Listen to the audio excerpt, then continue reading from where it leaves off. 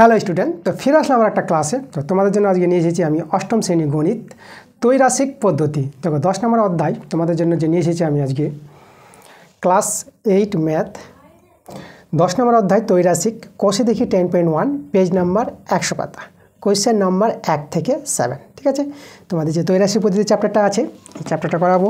তোমার যে বইটা আছে অষ্টম শ্রেণীর গণিত বইটা, এই বইটা বের করো এবং প্রশ্নগুলো দেখো আর বুঝে শুনে আমার সঙ্গে একসঙ্গে অঙ্কটা করো। তো চলো আজকের ক্লাসের অঙ্কগুলো আমরা দেখে নিচ্ছি কী আছে। 1 নম্বর প্রশ্নটা দেখো।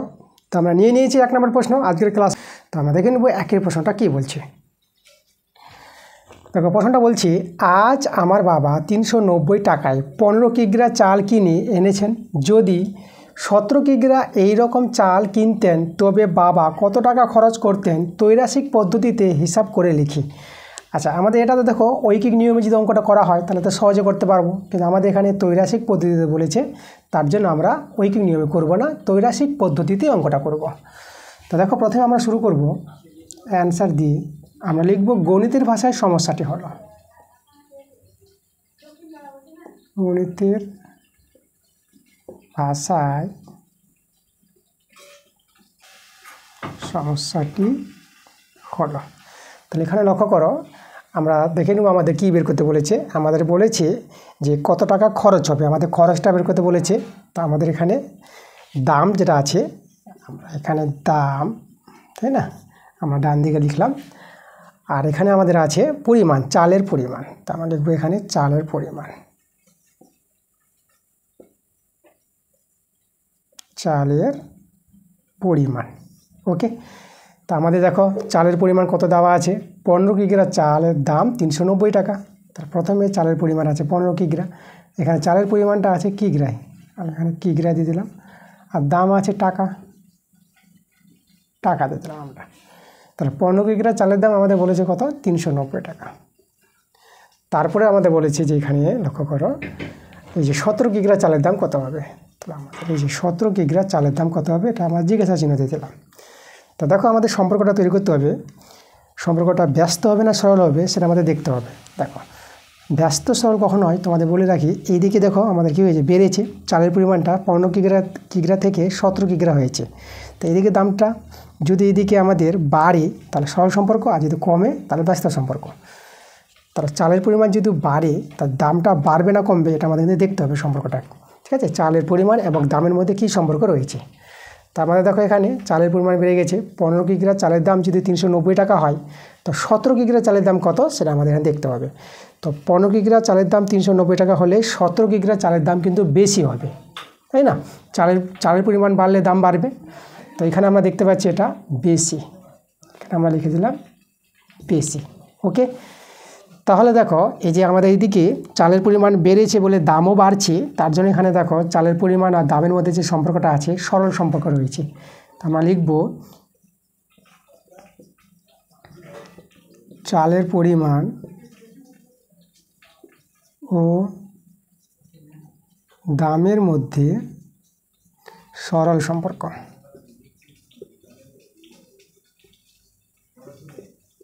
সরল সম্পর্ক রয়েছে। ঠিক আছে, এবার দেখো আমাদের যেটা বের করতে বলেছে, আমাদের দাম বের করতে হবে। তাহলে দেখো আমাদের দাম কত বেরোচ্ছে, তাহলে অতএব দাম, আমরা এখানে লিখব দাম। দাম দেখো কীভাবে বের করবে, যে 390 আছে না, 390টা তোমরা লিখে দিবা এই মানটা, তারপরে গুণ দিয়ে এবার দেখো এদের একটা ভগ্নাংশ তৈরি হবে। এই যে এই 15 আর 17 সংখ্যা আছে না, ভগ্নাংশ দিব। এবার এখানে 15/17 বা 17/15 যে কোনো একটা ভগ্নাংশ হবে। ভগ্নাংশটা একের চেয়ে বড় হতে পারে, ভগ্নাংশ একের চেয়ে ছোটো হতে পারে। কী করে বুঝবো কখন একের চেয়ে বড় কখন একের চেয়ে ছোটো হবে? দেখো এখানে বেশি আছে, যখন এখানে বেশি থাকবে তখন ভগ্নাংশটা একের চেয়ে বড়, মানে 17/15 হবে। আমাদের লবটা বড় আর হরটা ছোট হবে। ঠিক আছে, বড় ভগ্নাংশ, উপরে বড় নিচে ছোট। তাহলে এই যে দেখো এটা জিনিস আমাদের জানতে হবে। ঠিক আছে, বেশিতে ভগ্নাংশটা একের চেয়ে বড়, মানে উপরে থাকবে বড় নিচে থাকবে ছোট, যেহেতু এখানে বেশি আছে বলে। যদি এখানে কম থাকতো তাহলে আমাদের 15টা উপরে থাকতো, 17টা নিচে থাকতো, কমটা উপরে বড়টা নিচে। ঠিক আছে, তা এত টাকা, এটা যদি আমরা সরল করে নিই আমাদের অ্যান্সার চলে আসবে। তা আমরা দেখো কাটাকাটি করব। আমরা এখানে 15 দিয়ে যদি কাটাকাটি করি তাহলে 15 2 30, 90 থেকে গেল, 15 6 90। এবার আমরা এই যে 26 আর 17 গুণ করে নেব। তাহলে আমরা 26 আর 17 গুণ করব। 7 × 42, 7 দিয়ে 14 আর হাতে 4, 14 আর 4 আমাদের 18। এখানে একে যে 6 এটা 2 হয়ে যাবে গুণ করে 2, এটা হবে আমাদের 6 × 12 = 14, এদিকে 3 আর হাতের একে 4। দেখো 442 টাকা আমরা পেলাম। এই যে 442 টাকা।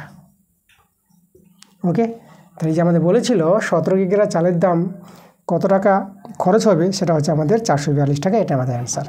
তাহলে আমরা যদি একটা অতএব দিয়ে লিখে দিই এই জায়গায়, তাহলে অতএব 17 কিগ্রা চালের দাম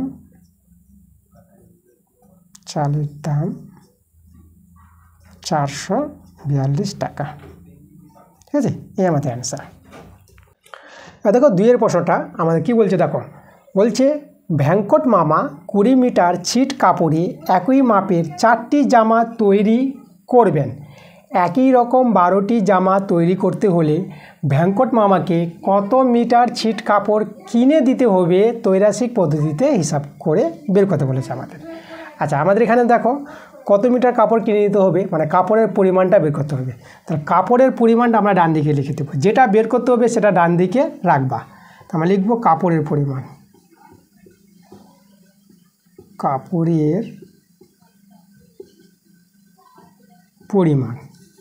যেটা আমাদের আছে এখানে মিটারে আছে, মিটারে। আর কি আছে, জামার সংখ্যা। তো আমরা লিখবো এখানে জামার সংখ্যা, এককটা আছে কতটি, তাই না, টি দিয়ে দিলাম আমরা। তাহলে লক্ষ্য করো আমাদের যে প্রথমে 20 মিটার কাপড় আছে 20 মিটার। এই 20 মিটার কাপড়ে প্রথমে কতটি জামা তৈরি করতো, 4টি জামা তৈরি করতো।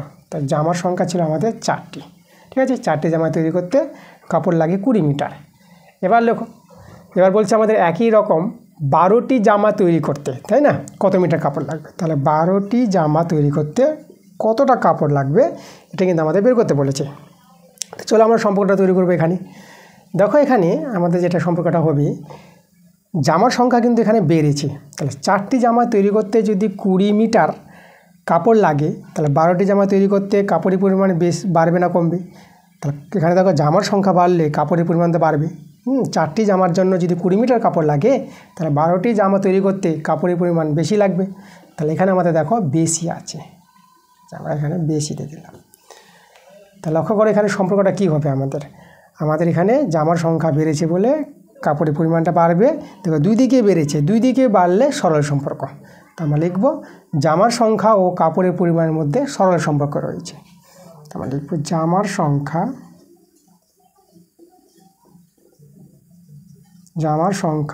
ও কাপড়ের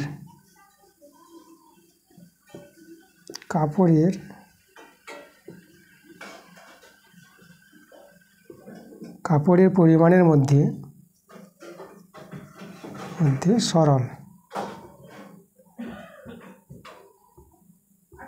সরল সম্পর্ক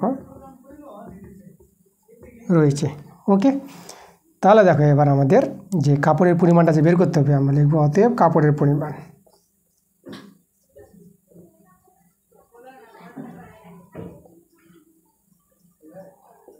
কাপড়ের পরিমাণ আমরা বের করবো। দেখো 20টা এখানে দিবা, প্রথমে 20 গুণিত দিয়ে, এবার দেখো এখানে আমাদের ভগ্নাংশ তৈরি হবে, যেটা আমাদের একের চেয়ে বড় বা একের চেয়ে ছোটো হতে পারে। এই যে বেশি আছে, তাহলে বেশি বলতে বড়টা উপরে দিবা 12 উপরে আর ছোটোটা নিচে 4 নিচে। দেখো এইভাবে ভগ্নাংশটা তৈরি হবে। আর এখানে আমরা লিখে দেবো মিটার। তো এখানে 4 দিয়ে কাটাকাটি করি, 4 × 5 = 20, আর 12 আর 5 আমরা গুণ করে নেব, 12 × 5 = 60 মিটার। ঠিক আছে, এটা আমাদের অ্যান্সার। তাহলে দেখো আমাদের যে 12টি জামা তৈরি করতে কতটা কাপড় লাগবে, তো আমরা এখানে যদি অতএব দিয়ে অ্যান্সারটা লিখি, অতএব 12টি জামা তৈরি করতে 60 মিটার কাপড় প্রয়োজন হবে। ঠিক আছে, এই যে আমাদের অ্যান্সার। এবার দেখো 3 নম্বর প্রশ্নটা কী বলছে লক্ষ্য করো। বকুলতলা গ্রামে একটি পুকুর কাটতে 30 জন লোকের 15 দিন সময় লেগেছে। যদি 25 জন লোক ওই পুকুর কাটত তবে কতদিনে কাজ শেষ করতে পারত ত্রৈরাসিক পদ্ধতিতে হিসাব করে লিখি। তাহলে এখানে দেখো আমাদের কী কী আছে, এখানে সম্পর্কগুলো আমাদের লোক সংখ্যা আছে আর দিন সংখ্যা আছে। কী বের করতে বলেছে, আমাদের কত দিনে মানে দিন সংখ্যা বের করতে হবে। তা দিন সংখ্যা আমরা ডান দিকে রাখবো, তাহলে আমরা এখানে লিখব দিন সংখ্যা, দিন সংখ্যা, ঠিক আছে। আর এদিকে আমরা লোক সংখ্যা লিখে দেব, লোক সংখ্যা। তা লোক সংখ্যা দেখো আমাদের প্রথমে ছিল 30 জন লোক। 30 জন লোক পুকুরটা কাটতো কত দিনে, 15 দিনে। এবার লোক সংখ্যা দেখো 25 জন লোক আছে, তাহলে এখানে আমরা দিলাম 25 জন লোক। 25 জন লোক কখন পুকুরটা কাটবে, তার কতদিনে পুকুরটা কাটবে সেটা আমাদের বের করতে বলেছে। তাহলে দেখো এখানে আমাদের লোক সংখ্যা কিন্তু কমে গেছে। লোক সংখ্যা যদি কমে তাহলে আমাদের দিন সংখ্যা বাড়বে না কমবে সেটা কিন্তু জানতে হবে। এই সম্পর্কটা যদি তোমরা তৈরি করতে পারো, হ্যাঁ না, তখনই কিন্তু অঙ্কটা হয়ে যাবে। তা লক্ষ্য করো যে 30 জন লোক পুকুরটা কাটতো, একটা পুকুর কতদিনে কাটতো, 15 দিনে। এখন লোক সংখ্যা কমে গেছে, এখন কমজন লোক, তাহলে এখন এই 25 জন লোক পুকুরটা কাটতে বেশি দিন সময় লাগবে, কারণ মানে 15 দিনের চেয়ে বেশি দিন লাগবে। 30 জন লোকের যদি 15 দিন লাগে তাহলে 25 জন লোকের বেশি দিন লাগবে, কিন্তু 15 দিনের চেয়ে এখানে বেশি হবে। তাহলে এই যে আমাদের লিখে দিলাম বেশি। তোমাদের বলে রাখি যে লোক সংখ্যা দিন সংখ্যা সবসময় ব্যস্ত হবে, মানে একজন কমলে একজন বাড়বে। দেখো এদিকে কমেছে তাই এদিকে আমাদের বেশি হবে, এই জন্য বেশি দিলাম। তো এখানে সম্পর্কটা দেখো তো, তাহলে ব্যস্ত সম্পর্ক পেয়েছি। তো আমরা লিখব লোক সংখ্যা, লোক সংখ্যা ও দিন সংখ্যার মধ্যে সরল সম্পর্ক রয়েছে, সরল সম্পর্ক রয়েছে। আচ্ছা, তাহলে এবার দেখো তো আমাদের বের করতে বলেছে দিন সংখ্যা, তো আমরা লিখবো এখানে দিন সংখ্যা, দিন সংখ্যা সমান সমান 15 আছে 15 দিয়ে দিলাম, গুণ চিহ্ন দিয়ে দাও। এবার এখানে ভগ্নাংশটা তৈরি হবে এই দুটো সংখ্যা নিয়ে। এখানে বেশি বলে আমরা উপরে বেশিটা দেবো, মানে 30 দেবো উপরে আর নিচে দেবো 25। এটাকে দেখেই তোমরা কিন্তু ভগ্নাংশটা তৈরি করতে পারবা, এই জন্য আমরা এখানে বেশি লিখে দিয়েছি, ঠিক আছে। খুব এটা গুরুত্বপূর্ণ জিনিস, বেশি বলে ভগ্নাংশটা একের চেয়ে বড়ো হবে, মানে উপরে বড় নিচে ছোটো হবে। আর দিন বের করতে বলেছে, তো দিন আমরা এখানে লিখে দেবো। চলো কাটাকাটি করে অ্যান্সারটা আমাদের চলে আসবে। আমরা এখানে 5 দিয়ে কাটাকাটি করবো, 5 × 6 = 30, 5 × 5 = 25, 5 × 3 = 15, তার 6 × 3 = 18। দেখো 18 দিন লাগতো, তাই না। আগে 15 দিন লাগতো, এখন 18 দিন। দেখো বেশি আছে সময়টা, তো আমরা অ্যান্সারটা লিখে দেবো যে 25 দিনে পুকুরটি কাটতে সময় লাগবে 18 দিন। লিখবো 25 দিনে পুকুর, মানে পুকুর কথা বলেছিল, পুকুরটি কাটতে 18 দিন সময় লাগবে, দিন সময় লাগবে, ঠিক আছে। এই আমাদের অ্যান্সার। আর দেখো 4 নম্বর প্রশ্নটা এবার আমরা করাবো। দেখো প্রশ্নটা বলছে কাকিমা ঘন্টায় 40 কিমি বেগে গাড়ি চালিয়ে 5 ঘন্টায় মামার বাড়ি পৌঁছে গেলেন। তিনি যদি ঘন্টায় 50 কিমি বেগে গাড়ি চালাতেন তবে মামার বাড়ি পৌঁছাতে কত সময় লাগতো ত্রৈরাসিক পদ্ধতিতে হিসাব করে লিখি। খুবই ভালো প্রশ্ন। তাহলে দেখো এখানে আমরা কী করব, আমাদের কী বের করতে বলেছে, আমাদের কত সময় লাগতো, মানে সময়টা বের করতে বলেছে। তো আমরা এখানে লিখব সময়, সময় লিখে দিলাম। সময়টা আমাদের ঘন্টায় আছে, কত ঘন্টা লাগবে, এই যে সময়। আর আছে আমাদের গতিবেগ, তাই না। এই যে ঘন্টায় 40 কিমি বেগে গাড়ি চালাই, তার কারণে গাড়ির যে গতিবেগটা 40 কিমি/ঘন্টা, তার গতিবেগ আছে আমাদের। এখানে লিখবো আমরা গতিবেগ, গতিবেগটা আমাদের আছে কিমি/ঘন্টা। এককটা যদি আমরা বলি কিমি/ঘন্টা,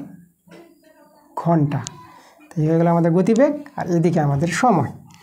তা প্রথমে গতিবেগ দেখো 40 কিমি/ঘন্টা, এই গতিবেগে গাড়ি চালালে দেখো মামার বাড়ি পৌঁছে যাবে 5 ঘন্টায়, ঠিক আছে। এবার দেখো গাড়ি চালাবে, গতিবেগটা বাড়িয়ে দিয়েছে 40 থেকে 50, তাহলে 50 কিমি বেগে, ঘন্টায় 50 কিমি বেগে যদি গাড়ি চালায় তাহলে মামার বাড়ি পৌঁছাতে কত সময় লাগবে এটা আমাদের বের করতে বলেছে।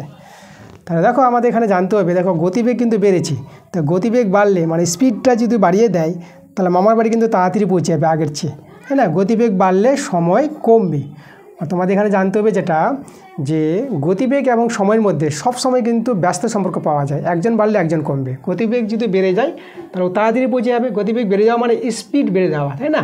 ওই যে গাড়ি চালাতো, গাড়ির স্পিড বাড়িয়ে দিয়েছে, তো গাড়ির স্পিড যখন বাড়িয়ে দিবে ও তো তাড়াতাড়ি পৌঁছে যাবে আগের চেয়ে, 5 ঘন্টার চেয়ে সময়ের চেয়ে আগে পৌঁছে যাবে। তা দেখো গতিবেগ বাড়ালে সময়টা কমবে। তোমাদের মনে রাখতে হবে সব সময় যে গতিবেগ এবং সময়ের মধ্যে ব্যস্ত সম্পর্ক পাওয়া যায়। ঠিক আছে, এখানে বেড়েছে বলে এখানে কমবে, এখানে যদি এখানে কমতো তাহলে এখানে সময়টা বাড়তো। গতিবেগ কমলে সময় বেশি লাগবে, তুমি আস্তে আস্তে যাও তাহলে বেশিক্ষণ সময় লাগবে, এবং গতিবেগ বাড়িয়ে দিলা, স্পিড বাড়িয়ে দিলা, ওই স্পিডে তুমি পৌঁছে গেলা তো সময় তো কম লাগবে। ঠিক আছে, তাহলে এখানে আমাদের দেখো গতিবেগ বাড়ালে সময়টা কমবে। তো এখানে আমাদের কী আছে, কম কম কম বা বেশি সবসময় এখানে বসিয়ে দেবা, তখনই বুঝতে পারবা কী হবে। তাহলে দেখো ব্যস্ত সম্পর্ক, তাহলে গতিবেগ এবং সময়ের মধ্যে কী সম্পর্ক আছে, ব্যস্ত সম্পর্ক আছে। তোমরা লিখবো তো গতিবেগ ও সময়ের মধ্যে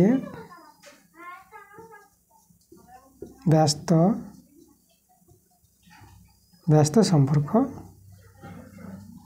রয়েছে। ঠিক আছে, তাহলে আমরা কী বের করব, দেখো সময়, অতএব সময়টা বের করতে বলেছে। এই যে 5 আছে, 5টা দিয়ে দিলাম, 5 গুণিত, এবার এই ভগ্নাংশটা তৈরি করবে। দেখো আমরা কম দিয়ে দিয়েছি, কম মানে 40 উপরে হবে, ছোটোটা উপরে আর বড়টা নিচে। ঠিক আছে, এই যে কমের জন্য, তাই না? কম মানে ভগ্নাংশটা একের চেয়ে ছোটো, মানে উপরে ছোট নিচে বড়, কমের জন্য কিন্তু লক্ষ্য করবা। ঠিক আছে, তাহলে এখানে আমরা কী দেবো, সময় বলতে ঘন্টা, তার মানে এখানে লিখে দেবো ঘন্টা। হচ্ছে ঘন্টা লিখে দিলাম। চলো কাটাকাটি করে নিই আমরা, 0 0 কেটে দিলাম, দেখো 5 5 কেটে দিলাম, তো আমাদের কে থেকে গেলো 4, তাহলে যে 4 ঘন্টা। তাহলে এই যে আমাদের দেখো যদি ঘন্টায় 50 কিমি বেগে গাড়ি চালাতো তাহলে মামার বাড়ি 4 ঘন্টায় পৌঁছে যেত কাকিমা। তাহলে এখানে অতএব লিখে দেবো এই যে ঘন্টায় 50 কিমি বেগে গাড়ি চালালে 4 ঘন্টায় মামার বাড়ি যাবে। ঠিক আছে, এই যে মামার বাড়ি যাবে, এই আমাদের অ্যান্সারটা, 4 ঘন্টায় পৌঁছে যাবে মামার বাড়িতে। এবার দেখো 5এর প্রশ্নটা এবার করাবো আমরা। তো বলছে এখানে মঙ্গলপুর গ্রামের একটি আশ্রয় শিবিরে 4,000 জন লোকের 9 দিনের খাবার মজুদ ছিল। 3 দিন পরে 1,000 জন লোক অন্য জায়গায় চলে গেলেন। যারা রয়ে গেলেন অবশিষ্ট খাবার তাদের আর কতদিন চলবে ত্রৈমাসিক পদ্ধতিতে হিসাব করে লিখি। ঠিক আছে, তাহলে দেখো তো আমাদের সম্পর্কটা কীভাবে তৈরি করব। তা গণিতের ভাষার সমস্যাটি আমাদের হবে, আমাদের এখানে কী বের করতে বলেছে, আমাদের বের করতে বলেছে আর কতদিন চলবে, মানে দিন সংখ্যা, দিন বের করতে হবে। তাহলে আমরা এখানে দেখো ডান দিকে আমরা লিখে দিলাম দিন সংখ্যাতে দিলাম, দিন সংখ্যা আছে। আর কি আছে, আমাদের লোক সংখ্যা আছে, দিন সংখ্যা আর লোক সংখ্যা আছে আমাদের। আমরা লিখে দেবো লোক সংখ্যা,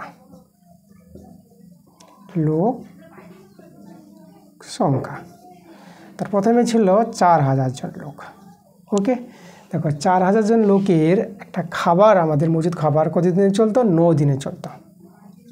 যে 9 দিনে চলতো। এবার আমাদের দেখো আমাদের কী বলেছে, 3 দিন পরে, যে 3 দিন পরের কথা বলেছে, তাহলে 3 দিন কিন্তু বাদ দিয়ে দিতে হবে। 3 দিন পরের কথা বলছে, তা 3 বিয়োগ করে দিবা, তাহলে যে আমাদের থেকে গেল 6 দিন। এটা আমাদের দিন আছে কিন্তু, হ্যাঁ দিন। 3 দিন পরে বলেছে, তা আমরা 3টা বাদ দেবো 9 থেকে, 3 দিন পরের কথা। এবার বলছে 3 দিন পরে 1,000 জন লোক অন্য জায়গায় চলে গেলেন। ছিল 4,000 জন লোক, 1,000 চলে গেল। তা দেখো 4,000 জন থেকে 1,000 লোক চলে গেলে অবশিষ্ট লোক থেকে গেল আমাদের 3,000। তাহলে এই যে অবশিষ্ট লোক যারা রয়ে গেলেন 3,000, এই 3,000 জন লোকের সেই মজুদ খাবারটা আরও কতদিন চলবে সেটা আমাদের বের করতে বলেছে। কতদিন চলবে বলতে জিজ্ঞাসা চিহ্নতে দিলাম। এখন যদি বলি একটা মজুদ খাবার আছে, ধরো যদি বলি যে 1 বস্তা চাল, তাহলে দেখো 4,000 জন লোকের সেই চাল, 1 বস্তা চাল যদি 6 দিন যায়, তাহলে 3,000 জন লোকের ওই 1 বস্তা চাল 6 দিনের চেয়ে বেশি না কম দিন যাবে। দেখো লোক সংখ্যা যখন কমে গেছে, তাহলে সেই পরিমাণ চালটা খেতে বেশি দিন সময় লেগে যাবে। কম লোক, তাই না, সময় বেশি লাগবে, বেশি লোক খাবারটা তাড়াতাড়ি খেয়ে নেবে। তার লোক সংখ্যা কমলে দিন সংখ্যা এখানে কী হবে, দিন সংখ্যাটা কিন্তু আমাদের এখানে বাড়বে, তাই না? কমজন লোক ওই খাবারটা এখন বেশি দিনে খাবে, এখানে বেশি আছে, তাই তো? অল্পজন লোক, 1 বস্তা চাল আছে, 4000 জন লোক খেত আমাদের 6 দিনে, এখন ওই 1 বস্তা চাল 3000 জন লোক সংখ্যা যখন কমে গেল তখন ওই চালটা খেতে বেশি দিন সময় লাগবে, তাই না? 6 দিনের চেয়ে বেশি দিন সময় লাগবে, এখানে বেশি আছে আমাদের। এবার আমরা দেখো আমরা সম্পর্কটা তৈরি করব। এখানে আমাদের কমেছে, তাহলে এখানে আমাদের বেড়েছে, তাহলে কমলে বাড়লে ব্যস্ত সম্পর্ক, আমরা লিখব লোক সংখ্যা ও দিন সংখ্যার মধ্যে ব্যস্ত সম্পর্ক রয়েছে, আমরা লিখব অতএব লোক সংখ্যা, যেটা তোমাদের বলেছিলাম যে লোক সংখ্যা দিন সংখ্যার মধ্যে কিন্তু সবসময় সম্পর্কটা ব্যস্ত পাওয়া যায়। ওকে, লোক সংখ্যা ও দিন সংখ্যার মধ্যে ব্যস্ত সম্পর্ক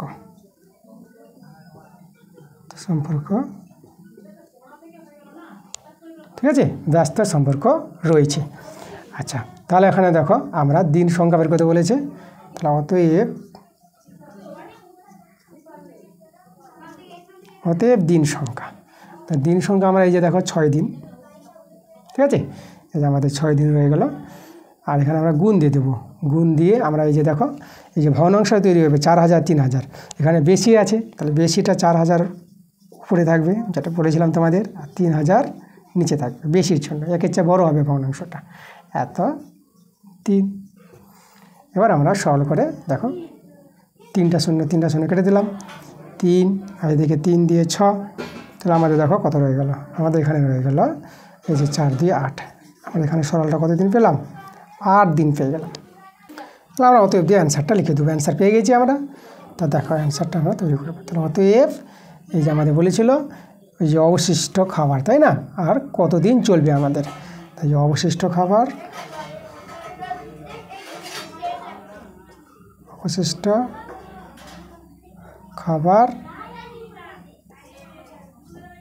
আরও আমাদের 8 দিন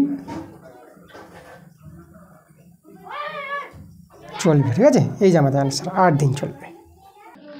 এবার দেখো 6 প্রশ্নটা, দেখো প্রশ্নটা বলছে নসিবপুর গ্রামের একটি খামারের 42 জন সদস্য 24 দিনে খামারের সমস্ত জমি চাষ করতে পারেন, কিন্তু চাষের মরশুমে 6 জন সদস্য হঠাৎ অসুস্থ হয়ে পড়েছেন, ঠিক আছে। আচ্ছা, 6 জন লোক অসুস্থ পড়েছে, ঠিক আছে, 6 জন লোক কমে গেছে, আগে ছিল লোক সংখ্যা কতজন, 42 জন, 6 জন কমে গেছে। তারপরে বলছে দেখো খামারের সমস্ত জমি চাষ করতে অবশিষ্ট জন, মানে 6 জন যে অসুস্থ হয়ে গেল, 42 থেকে 6 বিয়োগ হবে, বাকি যতজন লোক থাকলো সেই অবশিষ্ট জনের কতদিন সময় লাগবে সেই সমস্ত জমি চাষ করতে, সেটাই ত্রৈরাশিক পদ্ধতিতে আমাদের বের করতে বলেছে। তাহলে আমাদের দেখো দিন সংখ্যা আমাদের বের করতে বলেছে, তাহলে আমরা দেখো এখানে অ্যান্সার দিয়ে দিলাম। তাহলে আমরা প্রথমে দেখো দিন সংখ্যা ডান দিকে লিখে দেবো, ঠিক আছে, যেটা বের করতে হবে সময় দিন সংখ্যা সেটা আমরা ডান দিকে রাখবো, দিন সংখ্যা, ওকে। আর আমরা এদিকে লিখব লোক সংখ্যা, আমাদের কি ছিল, লোক সংখ্যা ছিল 42 জন লোক, তো আমরা লিখবো এখানে লোক সংখ্যা, এই যে আমাদের লোক সংখ্যা। তাহলে প্রথমে আমাদের দেখো লোক সংখ্যা 42 জন ছিল, 42 জন লোকের কতদিন লাগতো সমস্ত জমি চাষ করতে, লাগতো আমাদের 24 দিন লাগতো।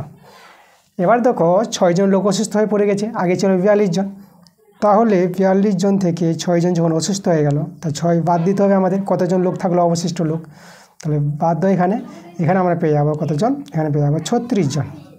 তাহলে এখন এই 36 জন লোকের সেই সমস্ত জমি চাষ করতে কতদিন লাগবে সেটা আমরা জিজ্ঞাসা ছিল, এটাই বের করতে হবে। এবার লক্ষ্য করো সম্পর্কটা বানাবো আমরা, লোক সংখ্যা দেখো আমাদের কমে গেছে, তাহলে 42 জন লোকের সেই সমস্ত জমি চাষ করতে যদি 24 দিন লাগে, তাহলে এখন লোক সংখ্যা কমে গেছে, 36 জন লোকের সেই সমস্ত জমি চাষ করতে কিন্তু এখন বেশি দিন লাগবে, তাই না, লোক কমে গেল, কমজন লোক, এবার সেই জমিগুলো চাষ করতে বেশি দিন সময় লাগবে। আমি বলেছিলাম যে লোক সংখ্যা দিন সংখ্যা সবসময় ব্যস্ত হবে, মানে একজন কমলে একজন বাড়বে, তবে এদিকে কমেছে তাহলে এদিকে বাড়বে, তাহলে এখানে বেশি দিন সময় লাগবে বলে এখানে আমরা বেশি লিখে দেবো, এই যে দেখো আমরা বেশি লিখে দিলাম, ওকে। চলো আমরা লিখে দেবো তাহলে লোক সংখ্যা দিন সংখ্যার মধ্যে এখানে ব্যস্ত সম্পর্ক রয়েছে, অতএব লোক সংখ্যা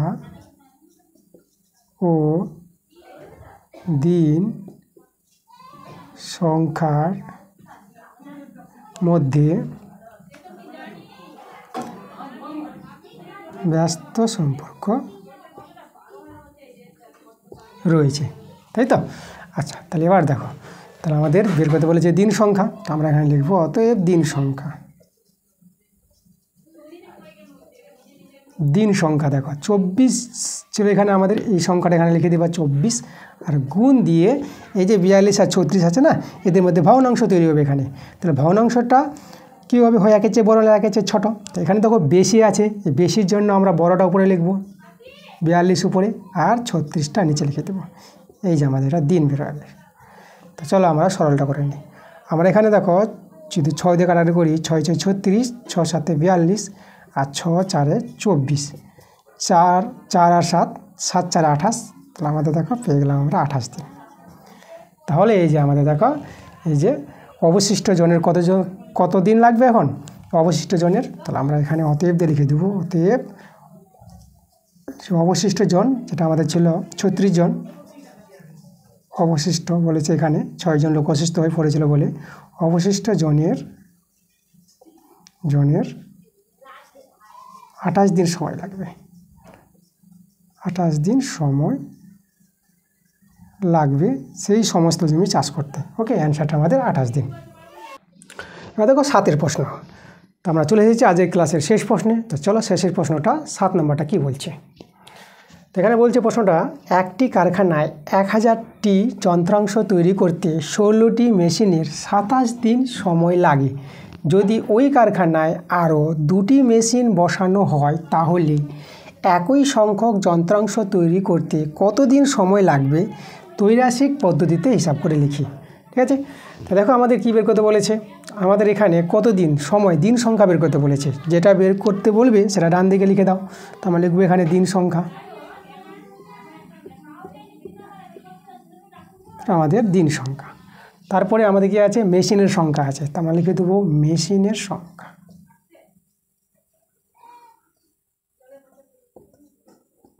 মেশিনের সংখ্যা এটা আমাদের কতটি মেশিন। তাহলে মেশিন দেখো প্রথমে ছিল আমাদের 16টি মেশিন, সেই 16টি মেশিন কতটি যন্ত্রাংশ তৈরি করছে, 1000টি, সেটা হচ্ছে ফিক্সড আমাদের, তাই না? এই যে 1000 যে সংখ্যাটা আছে এটা হচ্ছে আমাদের ফিক্সড একটা সংখ্যা। সেই 1000টি যন্ত্রাংশ তৈরি করবে, কতদিন সময় লাগবে, আমাদের যে সময়টা বলেছে 27 দিন। তাহলে এখানে দেখো আমাদের 27 দিন সময় লাগছে। এখন বলছে যে আরও 2টি মেশিন যদি এক্সট্রাভাবে বসানো হয় ওই কারখানায়, তার আগে ছিল 16টি মেশিন, আরও 2টি মেশিন বসাবে। তাহলে দেখো 16টি ছিল আগে, 2টি বসাচ্ছে, তাহলে এখন কতগুলি মেশিন হয়ে গেল, 18টি মেশিন হয়ে গেল। তাহলে এই 18টি মেশিন সেই 1000টি যন্ত্রাংশ তৈরি করতে কতদিন সময় লাগবে সেটা কিন্তু বের করতে বলেছে। তা দেখো তো সম্পর্কটা এখানে আমাদের মেশিনের সংখ্যা বেড়ে গেছে। তো মেশিনের সংখ্যা যদি বেড়ে যায়, বেশি সংখ্যায় মেশিন সেই যন্ত্রাংশ তৈরি করতে কি কম দিনে তৈরি করে দিবে, কম সময় লাগবে। মেশিন সংখ্যা বেড়ে গেলে সময় তো কম লাগবে, বেশি মেশিন তাড়াতাড়ি যন্ত্রাংশ তৈরি করে দিবে। তাহলে আমাদের এখানে এই যে বের করতে বলেছে দিন সংখ্যাটা, এখানে কিন্তু দেখো সময়টা এখানে কী হবে, আমাদের এখানে কম দিন লাগবে, এটা আমাদের কম আছে, তাই তো? এই যে মেশিনের সংখ্যা বাড়লে দিন সংখ্যা কমবে। ওকে, তাহলে মেশিনের সংখ্যা এবং দিন সংখ্যার মধ্যে কী সম্পর্ক আছে, ব্যস্ত সম্পর্ক। যেহেতু আমাদের বেড়েছে এখানে কমেছে, আমরা লিখে দেবো অতএব মেশিনের সংখ্যা ও দিন সংখ্যার মধ্যে ব্যস্ত সম্পর্ক।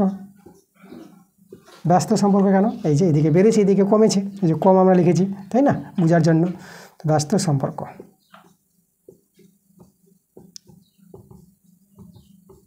রয়েছে। তাহলে আমাদের বের করতে হবে দিন সংখ্যা, আমরা লিখব অতএব দিন সংখ্যা। আমাদের কত দিন আছে, 27 দিন। 27 দিন আমরা এটা দিলাম গুণ দিয়ে, কম বলে আমাদের দেখো ভগ্নাংশ রাখেছে ছোটো হবে, কম মানে উপরে ছোটোটা দাও, এই যে 16 উপরে আর বড়োটা নিচে, এই যে 18, এত দিন। এটা আমাদের সরল করে অ্যান্সার চলে আসবে।